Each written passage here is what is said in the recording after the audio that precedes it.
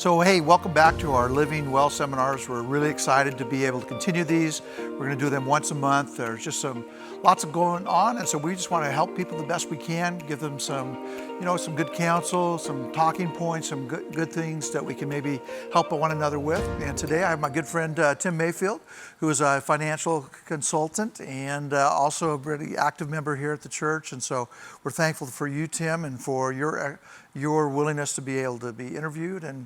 And we're just going to ask several questions, and I want to spend a little bit more time. I know it's not going to be enough time, but we want to start. So, thanks, David. So one of the questions we have, obviously, is we're in this middle of this pandemic and a lot of unrest and a lot of uncertainty. And so what are some general advice you could give to us about finances? Well, so that's a big question. There's obviously, it's going to be a function of the situation that you're in during the virus or during this pandemic. But also, the situation financially that you were in before it hit. And so I guess we have to kind of take that in a couple of different ways, maybe break it down just a little bit. Okay. So, if you were in a situation where, financially maybe before the virus hit, you were, trying to put a little bit of money away so your budget was adequate and you're trying to save a little bit. Well, that's awesome, because that means you've got a little bit of savings built up that you can draw upon. Now, today, I'm recommending to a lot of folks to be saving as much as they can, because often a lot of people just don't have enough built up in their savings account. Sure. So if you were doing that, then my advice would be to continue to do that. Do that as aggressively as you can. Okay. Now, if you've lost your job because of the virus, for example, or for any reason, maybe lost it for whatever reason, and you have an emergency fund, then you should be drawing upon it. I work with folks that they abhor the idea of taking money out of their savings account. Sure. And that's what it's there for. So if you need to do that, then you should be doing that. If you're in a situation where you've lost your job and you can't make ends meet, that's another challenge. So you need to be protecting your family. And what I mean by that is you need to financially protect your family. Sure. So you need to cut your discretionary spending. You can't be paying for that Netflix subscription right now. Right. But a lot of people are, believe it or not. Okay. So they need to cut those things and then be focusing on being able to buy groceries, make the rent or a mortgage payment, make the utility payments so the family can stay warm, things like that. In other words, they need to protect their family.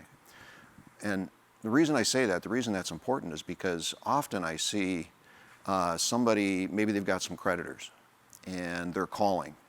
And so they're inclined to make the credit card payment at the risk of the house payment. Because, maybe the mortgage people aren't calling yet or the rent people aren't calling yet. And now they're putting their family at risk. Okay. So you're allowed to care for your family financially first.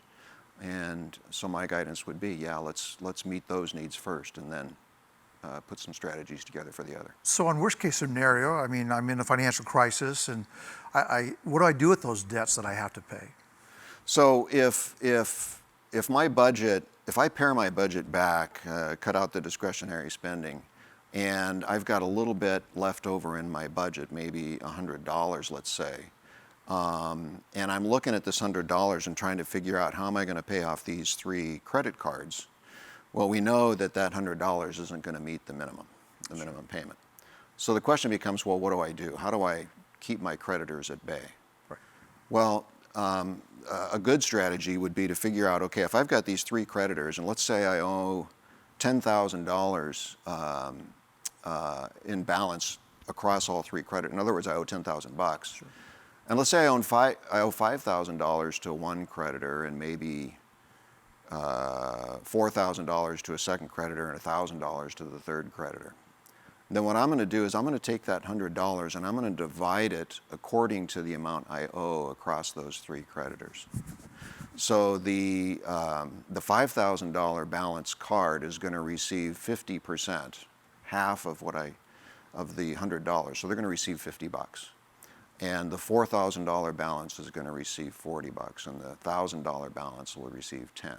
Okay. So what I've done is I've taken the last of my of my budget and figured out how to at least share it with the creditors.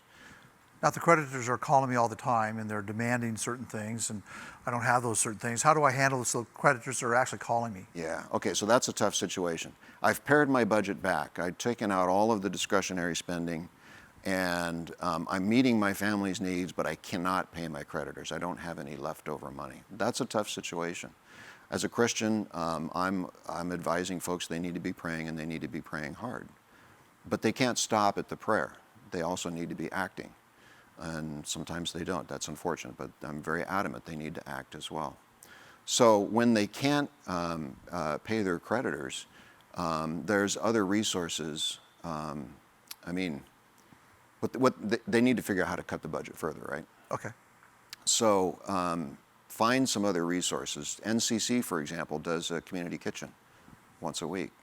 Other churches in the area do the same thing. So there's a number of places you can go to help feed the family and shrink that grocery budget. And actually, we're actually giving food boxes out for a family of 6 that can have a weekly box for a whole week. That's fantastic, and that's a great way to shrink that budget even farther. Okay. To try to get to a point where I can start meeting the needs, at least in some small portion, to my creditors. Okay. And then, as I said, there's other resources like, there's fish and there's the food bank and things like that. They've got, obviously there's some foodstuffs that you can get from them, but there's other resources, job resources and other types of things that can help shrink that budget so you can have a couple dollars to start sharing. So as long as you're communicating to your creditors, is that? Absolutely. Okay. Yeah, because they're going to call, but if they're going to receive a check, they're going to cash it. They're going to deposit it. And if you provide a copy of your budget with that so that they can see what you're doing, Okay. then that'll help. Sure. Yeah. Okay. And yeah, so that's what I'm often recommending when folks are in that situation. But pray. Absolutely pray, and if you have any kind of skills, sometimes I work with folks that maybe lost their job and they're really unwilling to do something else.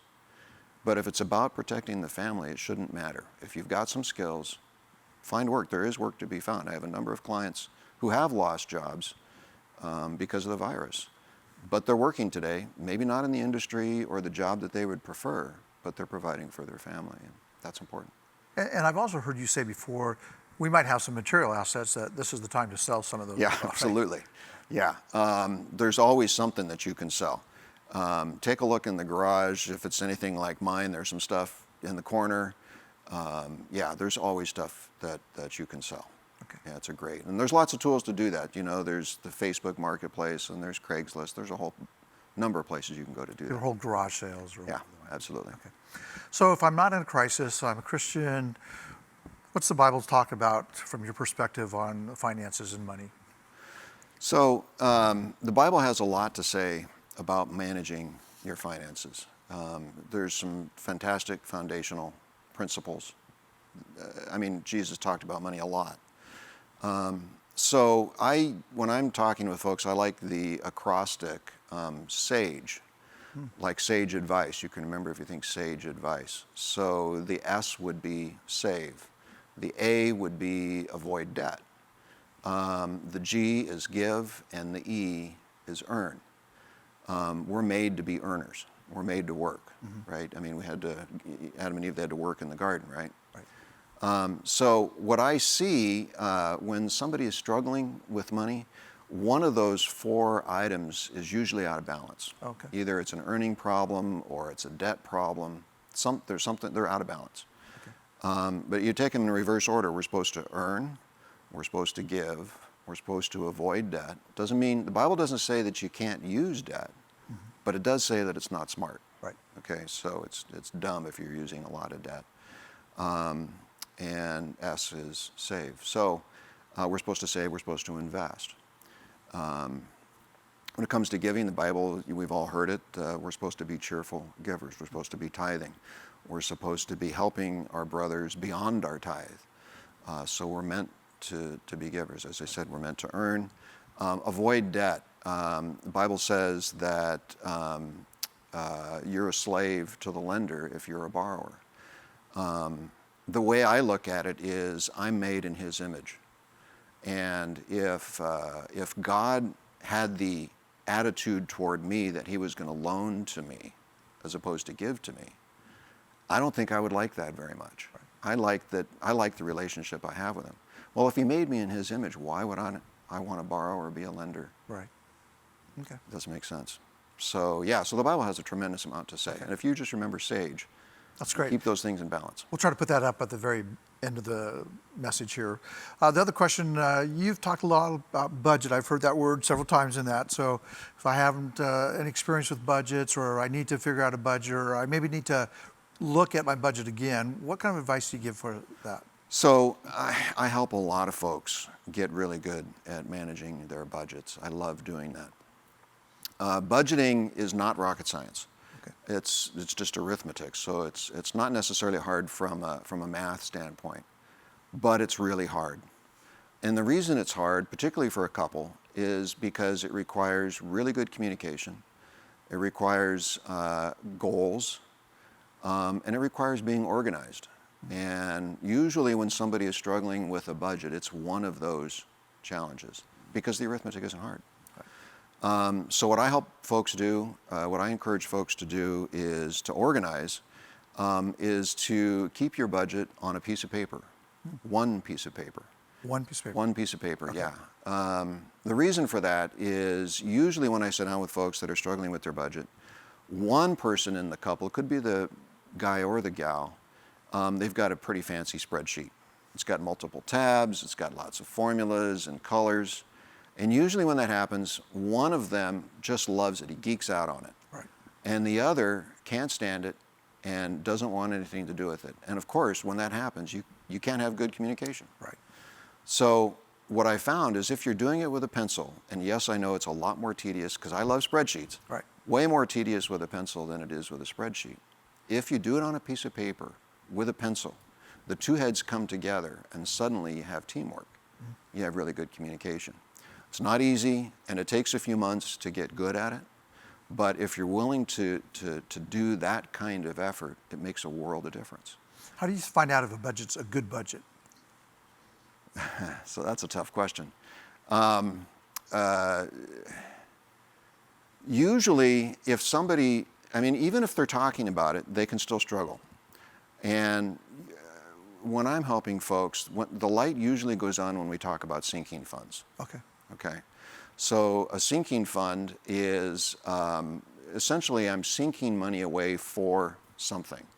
Okay, so if my budget doesn't have savings in it for some unexpected car repair, when the car does break down, I'm probably going to reach for my credit card because I didn't plan properly. Right. So my budget needs to have some things like car repairs, like vacation, like Christmas, to cover the things that I know are coming, but I don't know how much or when. Okay. So I'm sinking money away every month in my budget. Now, a budget, I'm using the word budget. I don't like the word budget. Okay. I call it a spending plan. Okay. And the reason I don't call it a budget, I use that word because everybody knows what it means. Right. But the reason I don't like that word is because it's like the word diet. It's the behavior we're going to do for a little while until we go back to the behavior we prefer. That's budgeting. Okay. Usually it's a backward-looking tracking process. So people are trying to figure out at the end of the month, they're totaling up their receipts. Did I overspend what I earned? They're backward-looking. It's a track. I don't want to be a tracker. I want to forward plan my spending. So I create a spending plan. I don't create a budget. So at the beginning of the month, I estimate what I think I'm going to earn. I estimate all the places that I think I'm going to spend that money, including my sinking funds. Okay. I figure out how much I think I'm going to spend on each of those items. I total it up, and then I compare it to what I think I'm going to earn. If they line up, great. If I have to make some adjustments, now's the good time to do it because I haven't spent it yet. Right. I'm doing it at the beginning of the So month. the key is to make those adjustments ahead of time. Make those adjustments ahead of time. Have sinking funds. And the last key for a really good budget is to budget some pocket money, some slush money, if you will. Okay. A lot of couples, the budget breaks down because there's guilt associated with some purchase. But if that purchase was allowed and planned, then that guilt doesn't really have an opportunity to rise. Because it was part of the plan. As part of the plan. So if I budget $10 or $20 or $50 a month, whatever it is, for me and Marilyn to put money in our pocket, and it's literally pocket money on our spending plan, I can put that money in my pocket. Then, if on the spur of the moment I want to stop and get a coffee, I don't have to explain it to Marilyn. There's no guilt associated. It was already planned for. And it doesn't matter whether it's coffee or whatever I want to spend that money on. I'm free to do so. Okay. And so now you've got a built-in shock absorber, if you will, so you're not going to break the budget if you do make that impulse purchase. I guess the other question I would ask, maybe related to this, is, but what about saving and giving? How do you know how much to do for each one of them? That's a great question. So, I mean, the Bible talks about tithing. So we're called to give a tenth of our earnings. There's a couple of rules of thumb. 80-10-10 rule would be one. There's a radio host that likes more like 75-10-15, meaning 80-10-10. Live on 80%, give 10%, and save 10%. Okay. Or live on 75, give 10, and save and invest 15. Okay. I like those rules of thumb because they get folks started. But what I caution is not to be pharisaical about the advice. In other words, I mean, I've sat down with folks who are doing 81-10-9, right? Right. And beating themselves up. Oh. Okay, that's not healthy. Right. So it's a function of your situation. Let's say, for example, you've got a tremendous amount of debt. And maybe it doesn't make sense for you right now to be investing. Maybe it makes sense for you to be paying off that debt. So you're not doing 80-10-10 right now, you're doing something else. Right. Or maybe you're in a situation where you haven't saved as much for retirement as maybe you should have, and retirement is starting to become around the corner, and maybe you need to be cranking it up a little bit. So maybe you need to be investing at a higher rate. Okay. So I think rules of thumb are terrific, because they identify the areas that you should be, focused, whether it's giving or investing, but don't be pharisaical about it. Okay. I usually talk about this question with everybody that I interview, and that is there something that I've not asked you, or something that you think that we should have talked about or touched base with as we wrap this up? What kind of financial advice would you kind of give that maybe we have not talked about yet? Or is there something else you wanted to add? So right now the market is really volatile. It's been volatile for months. It's been volatile for a couple of years. Now, what's interesting is volatility is not a new thing. The market always goes up and down. The long-term track of the market, however, is up. And so it's going up, but it's going up in kind of a vibrating way, and it's just a question of how much it's vibrating at any given time. That's the volatility. And if you're, saving for retirement and you're putting money away right now, you're probably pretty familiar with that vibration, that volatility. But if that volatility is making you crazy, you can't stomach it, and you're wanting to pull your money out of the market, that might not be wise. Okay. Because not being able to stomach that short-term volatility, and you sell and you get out of the market, that means you're now off of that long-term climbing track. Okay. And so I'm usually recommending against, not always, but usually recommending against pulling money out just because the market dipped a little bit. It's a lot, in the news, you would think the sky is falling. Right. But staying focused on your long-term goals, that's really the wise strategy. Okay. Well, thanks again, Tim. I know that we've been able to recommend people to you from the church. There might be people outside the church that see this. Are we okay? Are you okay with us giving your information out at the end, or is there some way that you can talk about any kind of question they had about what you said today? Is there ways that we can connect to? Sure. They can call my office. They can call the church. I've sat down with a number of folks from the church and outside who just really needed help. I never charge for my time for helping somebody figure out their budget. That's part of my ministry. And so, yeah, I'm very, very I happy. do know that, and so we appreciate that. Yeah. Appreciate your time, appreciate your advice and your wise Pleasure. counsel, and so look forward to seeing what's next. All right. All right. Thanks, David. Thank you. Yep.